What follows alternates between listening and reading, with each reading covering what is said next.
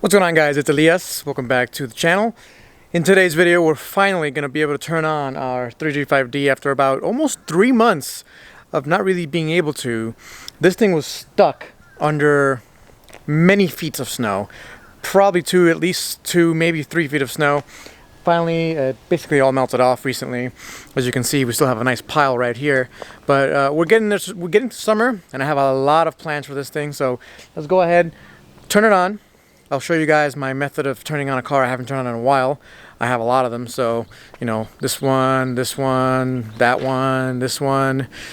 So I don't always turn them on every once in a while like I should. So I like to check on things and do things the proper way. So let's go ahead and do that. I'm going to explain to you guys what the plan is for the 335d this summer, and yeah, we'll have some fun.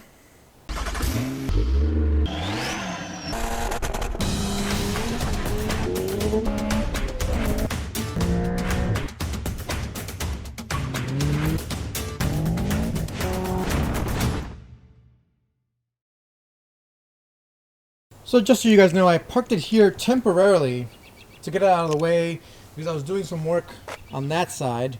That's usually where it's parked, but you see it here, you see a little bit of that snow still melting. Now I wish I left the hood open. I did not expect to leave it here for so long under snow. It is what it is.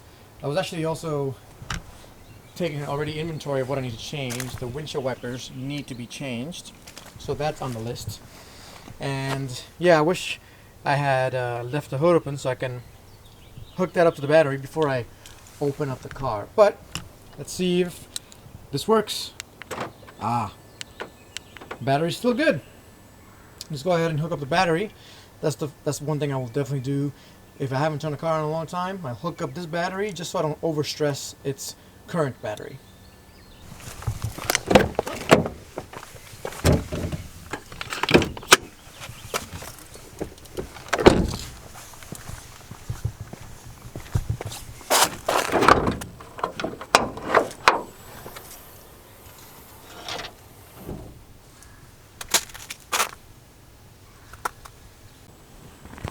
Let's go ahead and check the oil. I have this mask that I'm never going to use again, so take the oil dipstick out.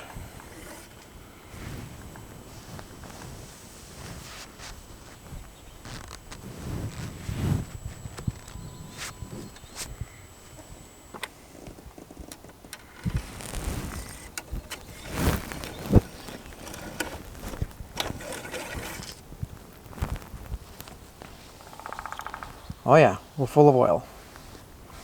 Very nice. Oil is nice and black. That's okay. Alright, so I checked the oil. I hooked up my little jump and carry. Very useful. Let's see if she'll turn on.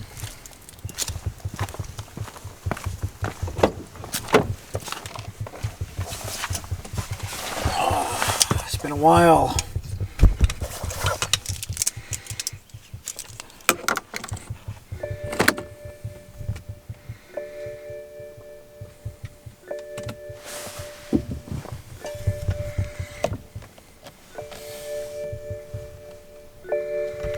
Gonna let it ring for a bit.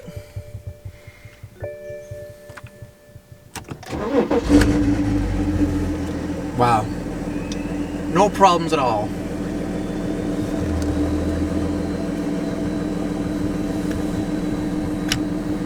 I have a fog light out. It's fine. Alright. As if nothing happened. Wonderful. Love how reliable these things are. Alright, so here we are. Windows are wide open. I'm just airing out the cabin a little bit. What does this car need? And what are the plans for this car for this year? This is my first drive in 3 months. First time taking it out in 3 months. You guys just saw me turning it on. I'm just checking to see if there's any gremlins I have to take care of. Let's go ahead and close the windows for some quietness here. So, needs new windshield wipers. That's easy. I think it also needs new wheels and tires. New wheels and tires are going to be Very important for this thing. First of all, these current wheels and tires are completely out of balance. If you guys remember, I took this car out to the track back in September, and all the wheel weights fell off because I forgot to, you know, put metal tape on it. My mistake, but I gotta fix it. So I'm gonna get these wheels balanced. These are gonna be my all-season tires. But I'm gonna get a nice set of summer tires for this thing to get some good grip, because I want to see what this thing does with some good tires.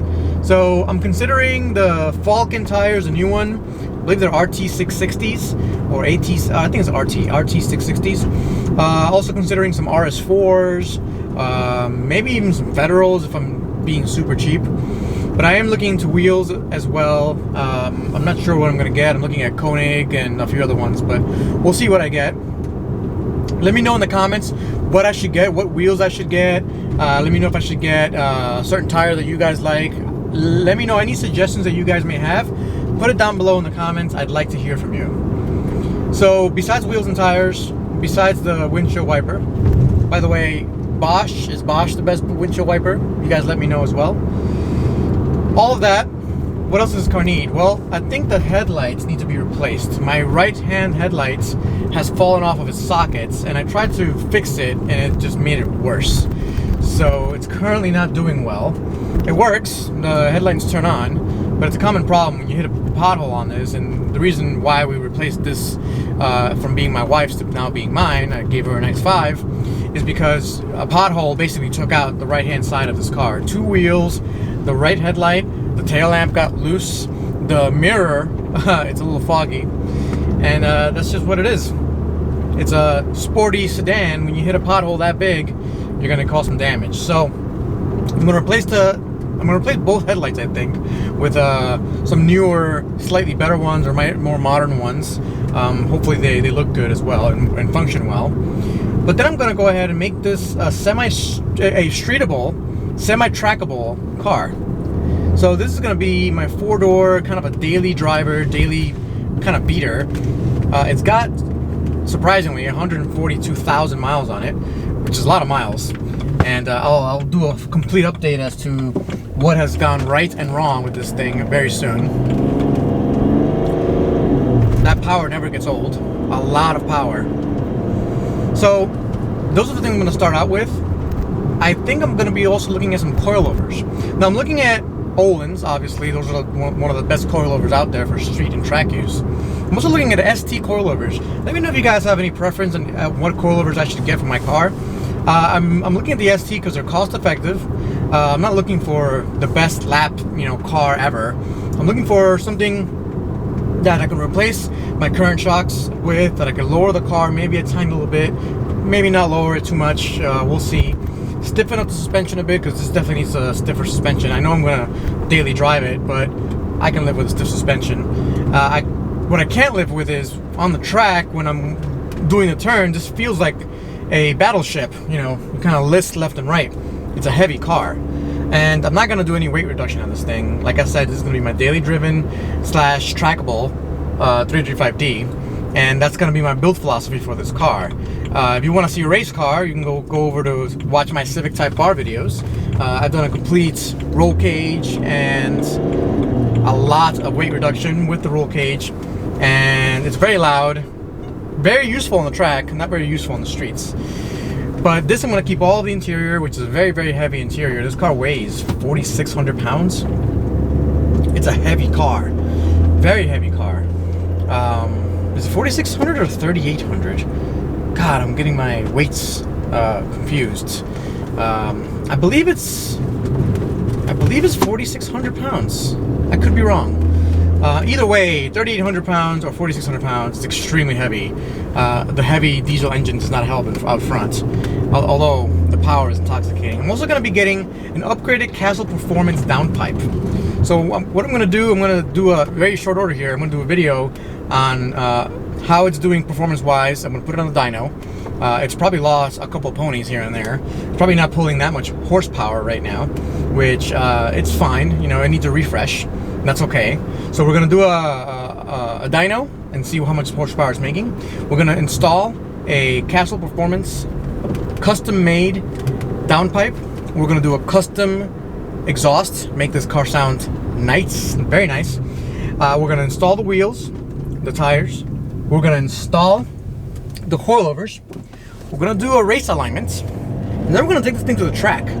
We're gonna take this back to Pocono, which I've already taken this car back to Pocono a few times. You guys saw the videos. If you haven't, go ahead and check those videos out there. I made a 335d playlist if you guys have a 335d. And we're gonna go see how it improves the trackability of this car and how it changes the dynamics of the car on the streets. Because right now it's a super comfortable car. It gives, I'm getting 35 miles to the gallon without trying, by the way. This is just me normally driving, mostly with a hot foot. So when you come to think of it, I'm pretty impressed with all of the car. It just needs a little bit of TLC, after this many thousand miles, after being kind of neglected for a little bit. I think it needs a little bit of love. What do you guys think? Again, put it in the comments what you think I should be doing to my 335d. I'm happy for suggestions. I'm happy to hear from you guys what you guys want to see. The last thing I'm going to consider after going to the dyno and adding the power, I'm going to make as much power as I possibly can out of the stock turbo and the stock internals. I'm actually going to add a intercooler as well to see how much power that makes, and then I'm going to consider a limited slip differential. So that's going to be kind of my build list as we go forward with this car. I hope you guys are along for the ride and enjoy the ride. There's not that many 335Ds in the world. There are more in Europe than the US. In the US, there's not that many. I think there's 10,000 of them. So if you guys like the videos, be sure to subscribe to the channel. Be sure to hit that like button. Be sure to leave comments. Let me know if I should make more of these videos, because I'm enjoying the car, so why not? And thanks for watching, guys. I'll catch you soon. Peace.